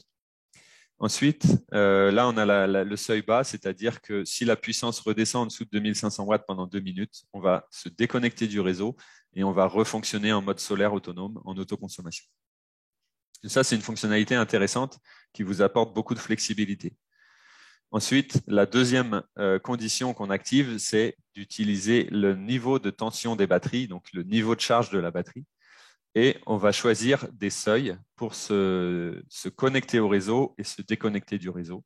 Donc là, par exemple, j'ai choisi un seuil de 48 volts pendant 30 secondes. Si la tension des batteries descend sous ce seuil, on va se connecter au réseau pour alimenter la maison. Et le lendemain matin, quand le MPPT va recharger nos batteries, quand elles seront arrivées à 53 volts pendant plus de 2 minutes, on va se déconnecter du réseau. C'est le signe que le soleil s'est levé et que nos batteries ont commencé à se recharger.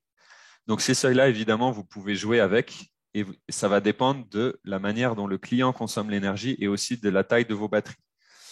D'accord ? Donc, ces valeurs-là, vous serez peut-être amené à les changer au fur et à mesure, suivant les observations que vous faites sur le système. Et c'est là que c'est très intéressant d'avoir un Cerbo GX qui est connecté, puisque ces valeurs-là, vous pouvez les changer à distance. D'accord ? Vous n'avez pas besoin de retourner chez le client. Vous pouvez juste vous connecter sur VRM, vous vérifiez que le système a un comportement qui vous satisfait. Et si le comportement ne vous satisfait pas, vous faites un VE configure à distance et vous changez ces réglages. Voilà. Ça aussi, c'est super pratique. Ça vous économise énormément de temps et ça permet d'avoir un système qui est super bien réglé avec des super performances et un client du coup qui va être très content. Ensuite, si vous avez mis un Cerbo GX, et comme je le disais, je vous recommande de le faire, vous l'installez, vous le connectez à tous les composants du système, et puis vous mettez en ligne, vous le connectez à Internet et vous le mettez en ligne sur VRM. Ce que je vous recommande de faire aussi, c'est de configurer des alarmes. Comme ça, s'il y a une alarme sur le système, vous êtes averti par email. C'est très pratique. Par exemple, si on revient sur la précédente, on a dit que le réseau devait entrer quand les batteries descendent à 48 volts. Donc, les batteries ne devraient jamais descendre à 48 volts, sauf si il y a un délestage au moment où nos batteries sont faibles. Donc, ce que vous pouvez paramétrer, c'est que vous recevez une alarme quand les batteries descendent à 47 volts, par exemple. Ça pourrait indiquer que là, les batteries sont trop faibles et que le réseau n'est pas rentré dans le système. Des fois, ça peut être tout simplement dû au fait que le disjoncteur d'entrée ici a sauté. Donc, au moins, vous êtes averti par mail ou le client est averti par mail et c'est très pratique pour savoir ce qui se passe sur le système. Ensuite, ce que je vous recommande de faire, c'est d'activer la communication bidirectionnelle sur le Cerbo GX pour pouvoir changer les réglages à distance. Vous faites la configuration du système, c'est les réglages que vous avez ici. Donc, notamment, entrée CA1, vous devez indiquer si c'est le réseau, si c'est indisponible ou si c'est un groupe. Si vous laissez indisponible, ce qui est mis par défaut, vous risquez d'avoir des alarmes qui se génèrent. Ou alors, tout simplement, le réseau qui n'apparaît pas sur VRM alors que pourtant, vous utilisez bien le réseau. Donc, faites bien cette configuration système au niveau des paramétrages. Et puis tout à l'heure, on a parlé de DVCC, cette fonctionnalité qui permet de limiter le courant de charge dans les batteries. Donc, si vous activez DVCC, ici, vous avez un menu, je l'ai mis ici. Vous activez DVCC, vous avez la possibilité de limiter le courant de charge dans les batteries. Donc là, par exemple, c'est limité à 50 ampères. Mais si on voulait tout à l'heure, dans notre cas précis, on pourrait le régler à 88 ampères. C'est 20% de la capacité de la batterie. Et ce que ferait le DVCC, c'est que de manière dynamique, si à un moment, il détecte qu'il y a plus de 88 ampères qui rentrent dans la batterie, il va dire au MPPT et au Multiplus de réduire un petit peu le courant de charge pour ne pas avoir un courant trop fort dans la batterie. Donc ça, c'est la fonctionnalité du DVCC. C'est une fonctionnalité qui est assez puissante. Le DVCC va toujours prioriser le solaire par rapport au réseau. Donc, si votre Multiplus charge les batteries en même temps que le solaire, il va dire en priorité au Multiplus d'arrêter de charger et ensuite au MPPT. Alors, un autre réglage que je me suis permis d'ajouter, je pense que c'est intéressant de revenir dessus, même s'il y a eu un webinaire qui a été fait sur le sujet là en décembre. Si vous voulez activer le calcul de l'état de charge du SOC par le Cerbo GX, à ce moment-là, vous devez activer des fonctionnalités spéciales dans le Multiplus. Ça va se placer au niveau de l'onglet général. Vous devez activer ici le moniteur de batterie. Et là, vous devez indiquer des paramètres tels que la capacité, l'état de charge quand les batteries arrivent en fin de phase bulk, donc 85%, c'est très bien. Et le rendement de la batterie, 0,85, c'est un facteur qui est correct. Donc ça, si vous activez ça, vous allez avoir du coup le Cerbo GX qui sera capable de calculer le pourcentage de charge de la batterie et qui sera affiché du coup sur l'écran et sur VRM. Donc c'est une fonctionnalité intéressante puisque ça permet de se passer d'un BMW. Et tout le monde aime bien avoir un affichage d'état de charge de batterie en pourcent plutôt qu'en tension parce que c'est beaucoup plus facile à lire. Autre chose que vous devez faire, et ça c'est très important, et d'ailleurs c'est pour ça que beaucoup d'entre vous ont des difficultés avec le calcul du SOC par le Cerbo GX, c'est que vous devez du coup réduire la tension d'absorption que va appliquer le Multiplus par rapport à celle que va appliquer le MPPT. Il se trouve qu'on l'a vu tout à l'heure, on a mis des réglages de telle sorte que quand les batteries arrivent à 53 volts, le Multiplus n'a plus le droit de charger les batteries. D'accord ? Donc finalement, le Multiplus ne va jamais aller jusqu'à une tension d'absorption de 57, ni une tension de float de 55,2 parce que à 53 volts, il n'a plus le droit de charger. Il va se déconnecter du réseau, son relais ici va s'ouvrir et il va se déconnecter du réseau. D'accord ? Mais il n'empêche qu'il faut lui indiquer dans son logiciel que la tension d'absorption est de 57 volts, puisque quand le MPPT va appliquer sa tension de charge de 57,6 volts, il va aussi appliquer une compensation de température de la tension. Et il est fort possible que la tension appliquée soit inférieure à 57,6 volts, peut-être 57,2 volts, peut-être 57,3, ça dépend de la température ambiante dans la pièce. Et du coup, il faut que votre onduleur multiplus soit à une valeur inférieure à ce que le MPPT va appliquer. Comme ça, il va comprendre, quand les batteries atteignent 57 volts, il va comprendre que les batteries sont arrivées en absorption. Et à ce moment-là, il va appliquer l'état de charge en fin de bulk, c'est-à-dire dans son calculateur, son moniteur de batterie, il va appliquer 85% de manière automatique. Donc, si lui, dans son calcul, il était par exemple placé à 70%, au moment où il détecte 57 volts sur son entrée DC, il sait que les batteries sont en absorption et du coup, il force à 85, il fait une synchronisation. D'accord ? J'espère que c'est clair pour tout le monde, mais ça, c'est important de le faire pour avoir vraiment un calcul de SOC qui est fiable. Ensuite, vous faites la phase de test et de mise en service. Là aussi, il y a beaucoup à dire, mais je vais passer assez vite. Là encore, Victron vous offre des outils qui sont très intéressants et très puissants, puisque, par exemple, avec le champ solaire et le MPPT, vous allez pouvoir voir les performances de votre champ solaire sur les jours passés ou le jour où vous faites la mise en service. Vous pouvez voir la puissance maximum que délivre votre champ, la production d'énergie en kilowattheure. Et ça, vous l'avez sur tous nos MPPT. Vous vous connectez dessus avec Victron Connect et vous pouvez retrouver ça. Donc, vous vérifiez que les performances que donnent vos panneaux sont bonnes. Si les performances ne sont pas attendues, ne sont pas délivrées, ça peut vouloir dire qu'il y a un défaut de câblage, ça peut vouloir dire que des panneaux ont des défauts, ça peut vouloir dire qu'il y a des ombrages. Mais au moins, si vous vérifiez les performances de votre système, vous assurez que ça marche bien. Ça, c'est très important. Ensuite, vous pouvez faire un essai du système à pleine puissance. Vous allumez tout dans la maison et puis vous laissez fonctionner au moins 30 minutes ou 1 heure. Comme ça, vous voyez comment votre système se comporte. S'il y a des choses bizarres qui se passent, au moins vous êtes là et vous comprenez et vous corrigez. D'accord? Vous faites bien sûr aussi un essai de connexion au réseau. Vous faites basculer le système sur le réseau et vous vérifiez que la charge des batteries se passe bien. Nous, notre système, on l'a paramétré avec une charge de 1 ampère et vous vérifiez que le système recharge bien les batteries avec 1 ampère.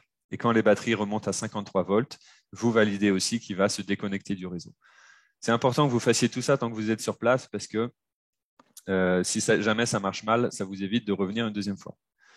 Vous faites aussi un transfert, c'est-à-dire que vous simulez une coupure du réseau, vous déconnectez, vous faites sauter le disjoncteur et puis vous voyez comment le système aussi bascule et si le transfert se fait bien de manière rapide.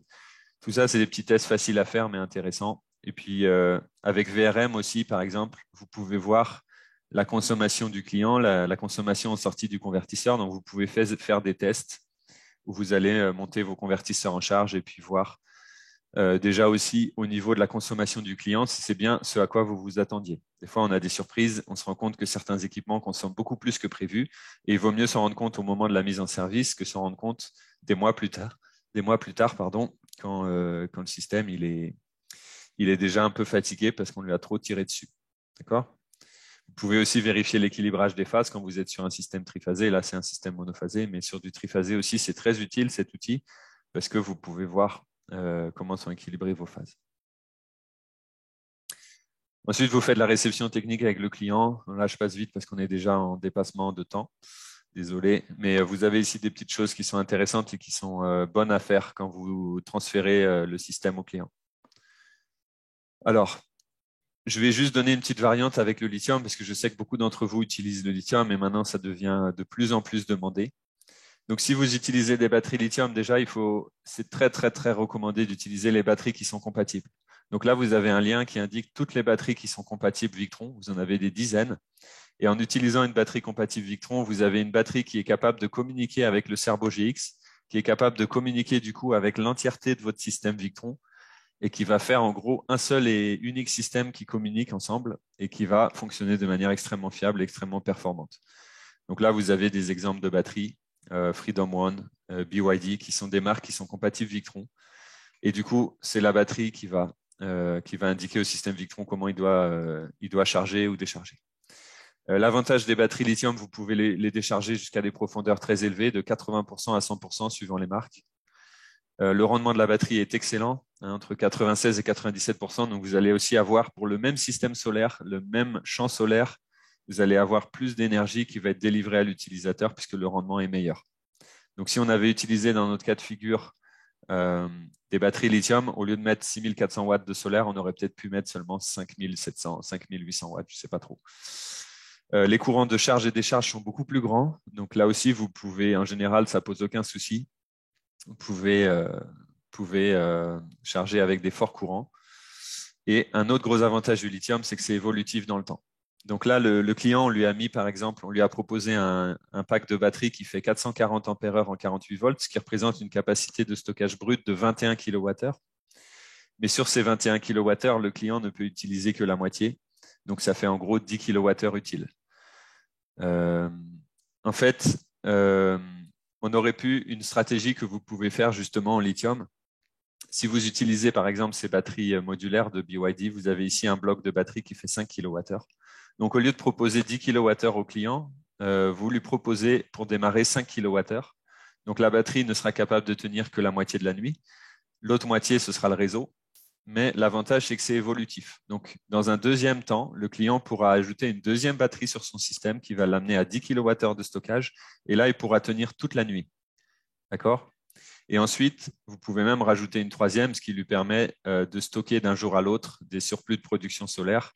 Ou même s'il veut rajouter des équipements dans son installation, il peut le faire. Donc ça, c'est un très gros atout du lithium. C'est que vous pouvez en fait rajouter des batteries au fur et à mesure du temps et suivre en fait les finances du client.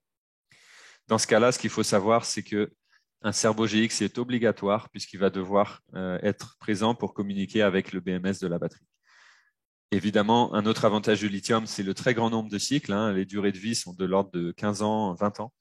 Donc, vous allez pouvoir, en fait, ça va devenir intéressant d'utiliser la batterie pour stocker l'énergie et de la restituer la nuit, alors qu'avec le plomb, en fait, quand on fait des calculs technico-économiques, on se rend compte que ce n'est pas très intéressant.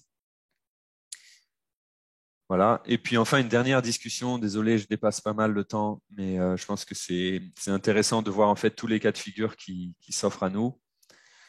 D'ailleurs, ça me fait penser que j'ai oublié quelque chose tout à l'heure quand on parlait de la liste des équipements qu'on a choisi. Donc, on a choisi une combinaison d'un MPPT, d'un Multiplus et d'un Serbo GX. Mais en fait, si on voulait, on pouvait aussi proposer une unité tout en un. Les unités tout en un all-in-one sont très populaires en Afrique. Donc, dans ce cas-là, on pouvait utiliser un Easy Solar de chez Victron, un Easy Solar 5 kVA, qui présente les mêmes caractéristiques que le système qu'on veut installer. Donc, un régulateur MPPT de 100 ampères, un moniteur GX intégré, un appareil GX intégré et un convertisseur chargeur qui fait 5 kVA. Donc ça aussi, c'était une possibilité qu'on aurait pu proposer aux clients pour avoir un système tout en un qui est très facile à installer du coup parce qu'il y a moins de câblage à faire et aussi ça prend moins de place. Donc ça, c'est les avantages. Par contre, les inconvénients du Easy Solar tout en un, c'est que c'est moins évolutif. C'est-à-dire que si votre client, dans quelques mois ou quelques années, il veut rajouter de la puissance solaire, avec un système en plusieurs composants séparés, vous allez pouvoir ajouter un MPPT facilement. Et si le client, par exemple, à un moment veut doubler sa puissance de conversion, installer un deuxième multiplus 2 5 kVA, vous pouvez aussi le faire facilement. Alors qu'avec le Easy Solar, c'est un peu plus compliqué. C'est toujours faisable, mais c'est plus compliqué et ce sera moins simple. Donc l'avantage d'avoir des composants séparés, c'est que c'est plus évolutif. Voilà. Donc je reviens, désolé pour cette petite parenthèse, je reviens maintenant sur la variante ESS. Donc là aussi, j'aimerais bien ouvrir sur cette solution qui est très intéressante puisqu'elle présente, différents avantages, mais aussi certains inconvénients. On va les voir. Donc voici en fait l'architecture type qu'on va utiliser en système ESS avec un compteur. Donc dans notre cas de figure, le choix qu'on ferait, c'est qu'on mettrait ici sur la sortie de notre convertisseur, donc le AC out. Ça, c'est les sorties qui vont être alimentées par la batterie quand il y a un délestage du réseau. On va mettre ici tous les petits équipements qui sont peu consommateurs, mais qui sont vraiment très importants dans la maison. La lumière, la télé, Internet, le frigo, tout ce type de petits équipements. Et du coup, on va laisser sur l'autre partie de l'installation, l'autre partie de la distribution du client, on va laisser les gros équipements. Donc là, dans notre exemple, on laisserait les 2 climatiseurs et le chauffe-eau. On les laisserait directement sur le réseau. Et en fait, ce que va faire le système ESS, avec le compteur ici qui va être installé en tête d'installation, donc le compteur, il est connecté au Serbo GX. Donc, malheureusement, il n'y a pas le câble qui le montre, mais le compteur est connecté au Serbo GX. Ce que va faire le système ESS, c'est que quand le réseau est présent, il va fournir de l'énergie pour alimenter de l'énergie solaire et l'énergie des batteries, peu importe. Ça peut être un mix des deux. Ça peut être seulement du solaire ou ça peut être seulement de la batterie. Peu importe, il prend de l'énergie ici, en fait, le convertisseur. Et il va envoyer de la puissance, non seulement sur ces petites charges ici qui vont faire quelques centaines de watts, mais il peut aussi envoyer de la puissance qui va repartir ici sur le AC in et qui va aller au plus court, être consommé dans notre chauffe-eau et dans nos climatiseurs. Et ce qui est très intéressant, c'est que là, on va avoir seulement quelques centaines de watts, mais là, on peut avoir plusieurs kilowatts qui sont réinjectés et qui vont alimenter ces équipements la journée. Et au moment où le réseau est coupé, par exemple, on a un délestage, ces équipements-là ne seront plus alimentés, le chauffe-eau ne pourra plus s'allumer, le climatiseur ne pourra plus s'allumer, mais tous les équipements qui sont vraiment vitaux dans la maison, eux, vont rester alimentés avec notre convertisseur. Et là, je ne sais pas si vous voyez l'avantage de ce système, c'est que ces gros équipements ne sont plus branchés sur la sortie du système, donc ne sont plus alimentés par les batteries. Donc, ça nous permet de réduire la quantité des batteries qu'on met ici. Et ça, c'est très intéressant parce que les batteries, c'est ce qui coûte très cher dans un système solaire. Donc, par exemple, dans notre cas de figure, on aurait pu proposer au client un système ESS ici avec un convertisseur de 3 kVA, un régulateur plus petit qui va faire peut-être 60 ampères, 70 ampères, un champ solaire qui va faire peut-être 4000 watts. Ici, un pack de batterie qui est beaucoup plus modeste avec, au lieu de 8 batteries, on pouvait mettre seulement 4 ou on pouvait mettre seulement une batterie lithium de 5 kWh. Et on va avoir toute la production solaire en surplus qui va être réinjectée ici et qui va servir à prendre en charge une partie de la clim, voire 100% de la clim si la puissance est suffisante, et une partie de l'eau chaude aussi Donc ça, ESS, vous voyez, c'est très intéressant parce qu'avec un système du coup dont on a réduit les capacités, donc on a réduit le prix, on peut avoir un service au client qui est quand même excellent puisque le client va avoir le double avantage d'avoir ses équipements vitaux ou critiques dans la maison qui sont tout le temps alimentés avec un courant de qualité. Et de l'autre côté, on va avoir les gros équipements qui sont en partie alimentés par du solaire, donc les factures d'électricité qui seront réduites. D'accord ? Donc ça, le système ESS, il y a beaucoup d'informations que vous retrouverez sur Internet là-dessus. On a même fait des webinaires. Donc les atouts que vont vous proposer le système ESS, c'est d'autoconsommer l'énergie solaire sans surdimensionner le convertisseur ni les batteries. Donc ça, c'est un gros atout de l'ESS par rapport à une topologie en priorité solaire. Vous pouvez injecter le surplus, c'est-à-dire que si vous voulez ici, vous pouvez aussi autoriser le système à réinjecter le surplus, c'est-à-dire qu'ici, vos climatiseurs consomment, mais on a quand même suffisamment de solaire pour alimenter tout. Vous pouvez avoir le surplus qui repart dans le réseau. Et ça peut aussi être intéressant dans certains cas de figure. Donc, vous pouvez transformer une installation Victron avec des batteries en un système d'injection réseau. OK ? Vous avez un contrôle de l'autoconsommation par le SOC des batteries. Donc ça c'est intéressant avec ESS puisque vous ne travaillez pas sur des seuils de tension, mais vous travaillez sur des pourcentages de SOC. Donc c'est plus facile à régler aussi. Et puis, vous avez un monitoring de la consommation totale du client puisque ce compteur intelligent que vous connectez sur le Cerbo GX, il mesure toute la consommation du client, que ce soit les parties non secourues et les parties secourues. Donc, le client, à travers VRM, eh ben, il a un aperçu de sa consommation globale de la maison. Donc, ça aussi, c'est un service intéressant. Les risques, par contre, c'est que c'est plus complexe à mettre en œuvre et à dimensionner. Attention, c'est pas pour le premier venu. Il faut quand même avoir déjà de l'expérience et quelques heures de vol, on va dire, pour pouvoir mettre en œuvre ce type de système. Ça nécessite un compteur additionnel, donc il y a un petit surcoût. Il y a un risque d'injection transitoire dans le réseau, ça c'est sûr, c'est obligé, puisqu'en fait, le système ESS est tout le temps connecté au réseau. Donc, si par exemple, à un moment, vous avez le client qui a alimenté son climatiseur et le MPPT et le Multiplus qui injectent un maximum d'énergie ici pour compenser la consommation du climatiseur, à l'instant où le client va éteindre son climatiseur, vous allez avoir des KVA qui vont repartir dans le réseau. Ça va durer 1 ou 2 secondes, 3 secondes, mais ça va repartir dans le réseau. Et il y a certains types de compteurs qui n'acceptent pas les courants inverses. Et du coup, le compteur va se mettre en défaut, il va se couper. Et là, vous allez avoir des problèmes puisque du coup, le client ne sera plus alimenté sur sa partie non secourue. Donc là, le SS n'est pas du tout adapté dans ce cas de figure. D'accord ? Que ce soit bien clair.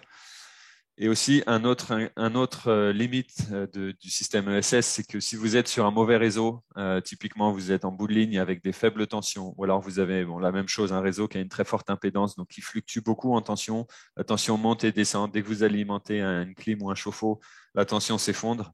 Il ne faut pas mettre un système ESS sur ce type de réseau. Vous restez sur un système en priorité solaire ou virtual switch. Ce sera beaucoup plus fiable. D'accord ?